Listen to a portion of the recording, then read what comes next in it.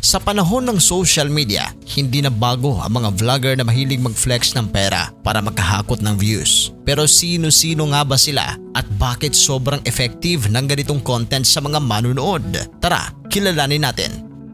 Number 1. Christian Mert Gray. Si Christian Mert Gray o mas nakilalang si Makagwapo ay isa sa mga kilalang influencer na nagbabahagi ng mga prank videos, lifestyle content at mga challenge. Madalas siyang gumagawa ng cash giveaways on cam. Halimbawa, nag-aabot ng bundles of cash sa mga taong tinutulungan kaya lagi rin nakikita ng viewers ang laki ng pera na hawak nito. Limpak-limpak na salapi ang kanyang piniflex online na talaga namang ikinamangha ng netizens. Hindi lang basta milyon ang pinakita kundi ang kanilang marangyang pamumuhay. Makikita naman sa comments sa bawat post ni Merck na maraming followers ang humihingi ng tulong.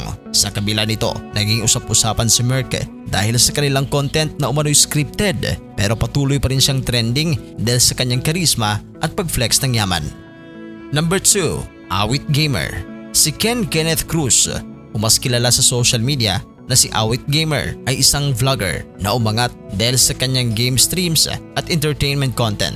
Naging viral siya dahil sa kakaibang humor at paraan ng pananalita. Isa rin siya sa mga content creator na sanay na pinikita sa publiko ang kanyang limpak-limpak na pera para patunayan sa netizens na siya ay hindi lang basta vlogger kundi mayaman sa salapi. Maging ang kanyang mga luxury cars ay ibinabandera online pero isang pagsubok ang dumating sa kanya nang inamin nitong natalo siya ng 69 million pesos sa kasino. Nagkandaletse-letse na rin ang kanyang buhay nang nalubog siya sa utang.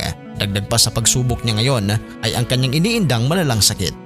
Number 3. Boy Tapang. Nakilala si Rooney Suwan o Boy Tapang sa kanyang extreme vlogs kung saan kumakain siya ng kakaibang bagay tulad ng insekto, hayop at exotic na pagkain. Pero binago niya ang content na ito matapos na magkaroon siya ng mga paglabag sa mga panuntunin sa social media. Sa pag-angat ng kanyang kasikatan, madalas na niyang ipinakita ang mga kinikita niya sa YouTube at mga pabuya bilang patunay ng success. Nakikita rin siya minsan na may mga bundles of cash na pinapakita sa kamera. Mahilig din si Boy Tapang na magbigay ng pera sa kanyang pamilya bilang pasasalamat lalo't lumaki sila na sobrang hirap ng buhay. Nagbibigay rin siya ng salapi, bigas at mga pagkain sa kanilang mga kapitbahay. Ngayon ay nakapagpatayo na ito ng magarang bahay sa kanilang lugar sa Cebu. Isa rin sa mga kontrobersyal na ginawa niya sa pera ay ginawa niyang saranggola ang 1,000 peso bill.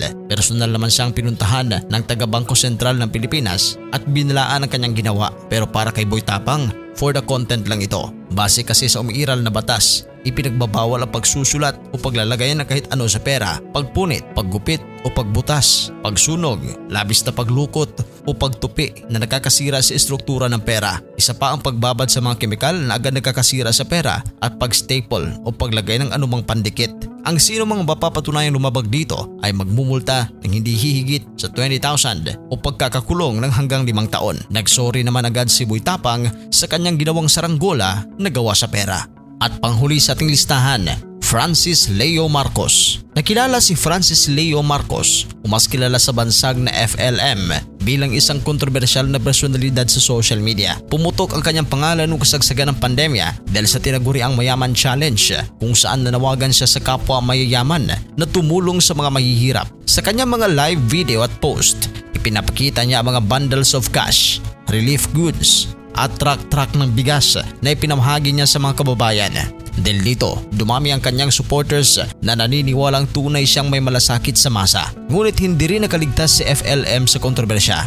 Maraming bumatikos at nagsabing ginamit niya lamang ang pera at pagtulong para sa sariling kasikatan. Bukod pa rito, nasangkot din siya sa ilang kaso at legal issues na lalong nadagdag ng intriga sa kanyang pangalan. Gayunpaman, hindi matatawaran na naging viral at patok ang kanyang estilo ng content, ang pag-flex ng pera at pagtulong ng malakihan. Sa mata ng mga taga-suporta, siya ang simbolo ng modernong philanthropist sa social media, pero para sa mga kritiko, isa lang siyang mahusay na manipulator ng hype at kontrobersya. Sa dulo ng lahat ng ito, makikita natin na ang pag-flex ng pera ay hindi lang simpleng pagpapakita ng yaman. Isa itong estratehiya para makuha ang atensyon ng publiko. Pero habang nakakaaliw itong panoorin, nakakapagdulot din ito ng kontrobersya at mga tanong kung hanggang saan nga ba ang kayang gawin ng isang influencer para lang sa views at subscribers.